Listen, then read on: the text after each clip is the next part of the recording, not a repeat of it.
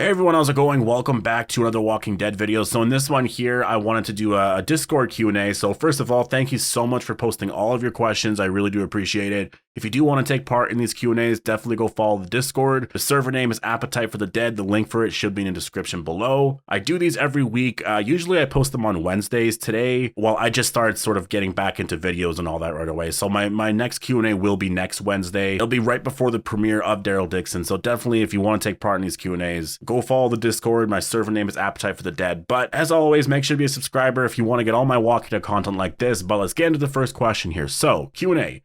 Do you think Negan will be as brutal as Prime Negan? Or do you think he'll be a mix of both? I actually think he'll be probably a mix of both. I think we're going to see mostly, I guess, Prime Negan, like the brutal side to him in season 2, because I think he's going to be forced to be that person. But I think behind the scenes, he'll obviously not be that character. But I do think for the majority of what we're going to see in season 2 is likely going to be Prime Negan in terms of just the brutality.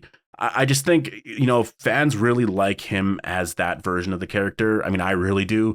The stuff we got in season 1 was just epic. It was amazing. That scene in episode 2, even the scene at the end of episode 3, just really, really great. I love when Negan is that way. It's just like, it's so entertaining. It's so fun. It becomes a favorite scene for everyone, like almost immediately. So I think because of the situation that he's in right now, we're going to see a lot of it because he's kind of forced to do that, right? And the thing is, you got to remember, he's not forced to be a certain way. The place that he's in right now, he needs to succeed. And so how does he succeed? Because the Dama said, if you don't really succeed or whatever, then I think she sort of threatened something or whatever with Herschel or whatever. So I think for him, he's just kind of I need to do a really good job with this, right? And so I do think he's going to succeed. And I do think there's going to be some interesting new groups that do come around, and I do wonder how that's going to affect the story overall. If there's some previous Walking Dead characters that will be around there, like Fear the Walking Dead characters, if Dwight's there, that'd be really cool for a season 3. But yeah, I do think we're going to see a mix of both because he will be that, and I think we'll see that mostly. But behind the scenes, when he's away from the Dama, when he's just on his own, obviously there's going to be some conflict there because he doesn't want to be doing this. He'll do it if he wants to do it, but if he's forced to, I'm sure there's some issues there, right? Q&A, who do you think could win in a fight? Comic Dwight or Show Daryl? Oh, that is such a good question. I feel like I still have to lean towards Show Daryl with that because Show Daryl is just a really tough character. I think back to season 10 and season 9 actually, where he fought Beta.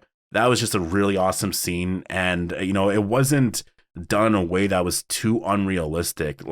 I do think, again, if they were fighting in a field, and I literally mentioned this back then, this was years ago, and I mentioned this then in my review, if they were just fighting in an open field, I think Daryl loses immediately against Beta. Because of the environment that they were in, Daryl definitely, he benefited from that.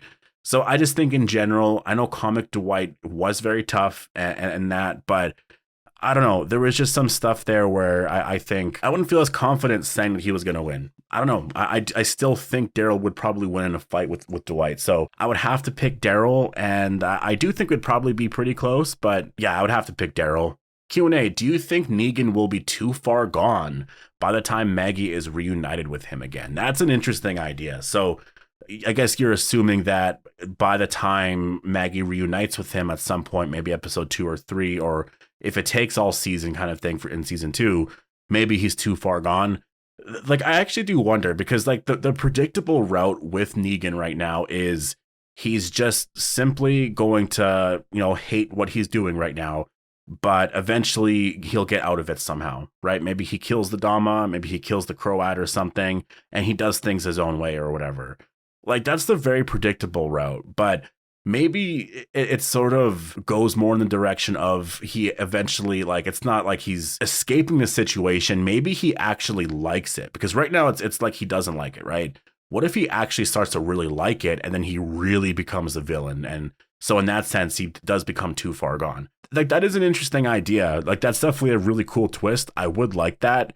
Season 1's finale, I thought was, going more in that direction where I thought Negan was going to just be the villain and just really love that the power he has now. But it eventually just sort of turned into, yeah, he is sort of the villain. He does have all that power again, kind of, well, actually way more power than he did before. He's also not really wanting to be there. So it's like mentally he's not fully there. So it would be cool if by season 2 that did happen, but we'll have to wait and see. You know, I do think making things a little bit more complex is what's really fun. You know, if you don't just pick a certain thing like, oh, it's this or that.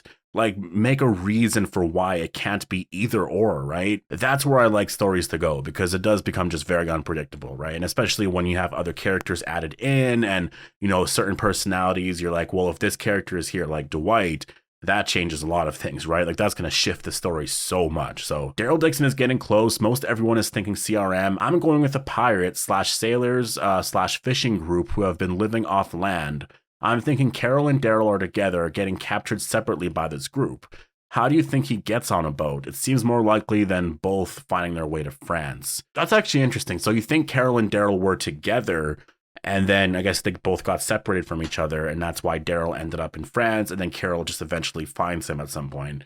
I don't know if I like the idea, only because I do want more of a connection with the Civic Republic, or more connections with, you know, Carol being in America and learning a bunch of details and then somehow getting to France. Like, to me, that's just very exciting. But, you know, but I guess the more realistic possibility, or I guess what you suggested, is a little more realistic in the sense that maybe they were out there just fishing, or they were like doing whatever, and then all of a sudden sailors or this other group came out of nowhere and then sort of separated them two, and then Daryl ended up on that boat somehow, right? Like, maybe they got captured and then they threw Daryl off the boat, kind of thing. I could see that being the case somewhat. The only thing is, there is that scene where we do see Daryl jump off that structure there. It looks like there's a running zombie. Not even looks like, I'm pretty sure that is a running zombie.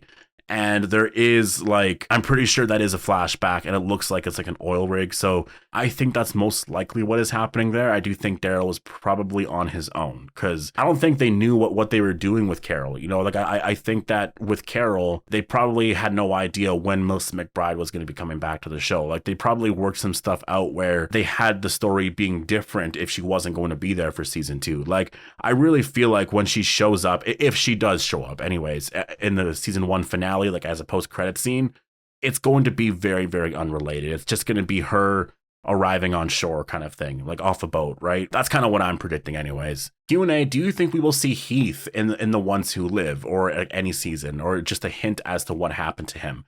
I feel like we should get a hint. Yes, I actually think that is something that they probably will confirm.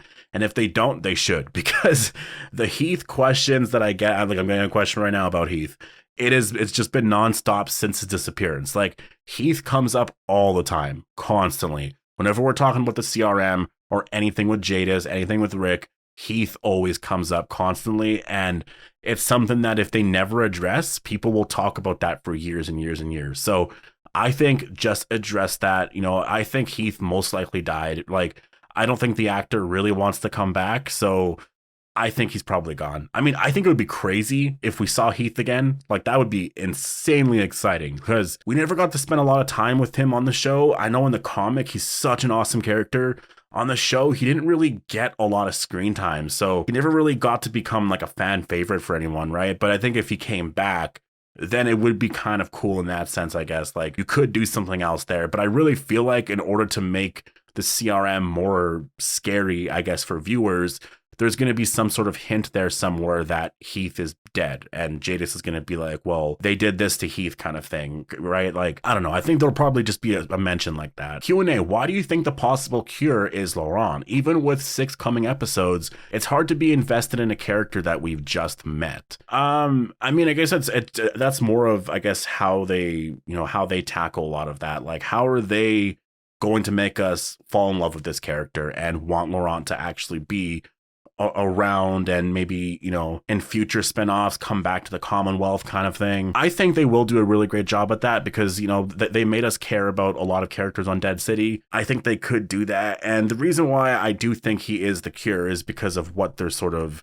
saying, and the nuns at the Abbey believe that he is the answer for some reason. There's still little details there that we don't know, because there's a location that Daryl has to bring him to that we still don't have a name for. Like, where is Daryl bringing him to specifically? So that is something we're just gonna have to wait for. It's gonna it's going to take some time. I mean, there's going to be some early reviews coming out in the next couple of days, actually. So I will do a video on that, and then we'll maybe we'll get some more hints there. Q&A, could Laurent just be someone important's kid? Why do people think he's a cure? So I guess you're just saying like he has to bring him there because he's like the president's son type of thing. Like the reason why people think he's the cure is because a lot of the nuns are doing there, you know, like first of all, they were like kind of helping Daryl with his burns. So it's like, it almost kind of seemed like they were in a sense, maybe curing him of some kind of thing there.